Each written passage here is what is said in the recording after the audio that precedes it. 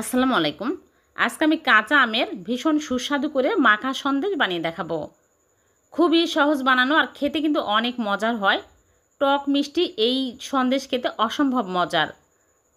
আশা করছি আপনাদের ভালো লাগবে। ভালো লাগলে লাইক কমেন্ট শেয়ার করে দেবেন। তাহলে চলুন দেখে নিই। প্রথমে এখানে আমি হাফ লিটার দুধের ছানা কেটে পানি ঝরিয়ে নিয়েছি। এখন আমি প্লেটে নিয়ে ভালো করে মথে নিচ্ছি। বেশি মথার প্রয়োজন নাই, এরকম করে মথে নিলেই হবে। এখন আমি এক সাইডে রেখে দিচ্ছি। তারপরে চুলায় প্যান বসিয়ে দিয়ে দিচ্ছি লিকুইড দুধ 2 কাপ। এখন আমি নেড়েচেড়ে জাল করে বলক তুলে নেব।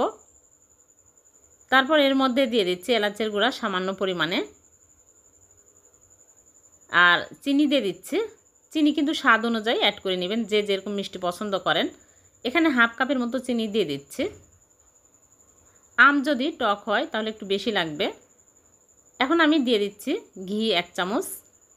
ঘি দিলে সুন্দর একটা ফ্লেভার পাওয়া যায়। এখন আমি অনবরত নেড়েচেড়ে একটুখানি ঘন করে নেব। তারপরে ছানাগুলো সব দিয়ে দিলাম।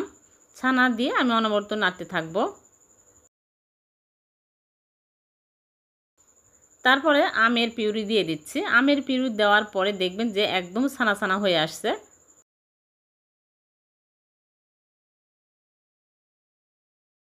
এখন আমি গ্রিন ফুড কালার দিয়ে দিচ্ছি সামান্য পরিমাণে।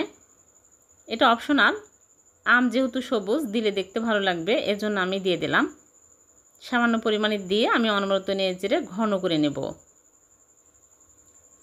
একদম ঘন টাইট করে নিতে হবে। চুলার আঁচ লো আঁচে করে নেড়েচেড়ে নিতে হবে, তাছাড়া কিন্তু প্যানের তলায় লেগে যাবে, তখন পুড়ে গেলে খেতে ভালো লাগবে না।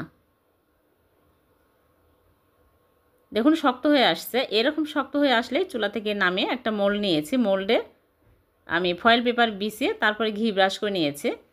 এর মধ্যে সবগুলো ঢেলে নিচ্ছি। যে কোনো পাত্রেই এই সন্দেশ সেট করতে পারবেন, স্টিলের প্লেটে। এখন আমি এরকম করে স্প্যাচুলা দিয়ে চেপে চেপে সমান করে দিচ্ছি। তারপরে নর্মাল ফ্রিজে রেখে দিব ঠান্ডা হওয়া পর্যন্ত। ঠান্ডা হয়ে গেলে বের করে নিয়ে আসলাম। এখন আমি ফয়েল পেপার খুলে কেটে আপনাদেরকে দেখাচ্ছি। খুবই মজার টক মিষ্টি আমের এই মাখা সন্দেশ খেতে কিন্তু অনেক মজার হয়। আপনারা বাড়িতে বানিয়ে দেখবেন। কাঁচা আম ফুরিয়ে যাওয়ার আগে এই সন্দেশ একবার হলো বাড়িতে বানিয়ে খেয়ে দেখবেন, অনেক মজার হয়, টক মিষ্টি। আর একটা ভেঙে দেখাচ্ছি কতটা লোভনীয় হয়েছে। কোনো জিনিসই না বানিয়ে না খেলে কিন্তু বোঝা যায় না, খুবই মজার হয়েছে।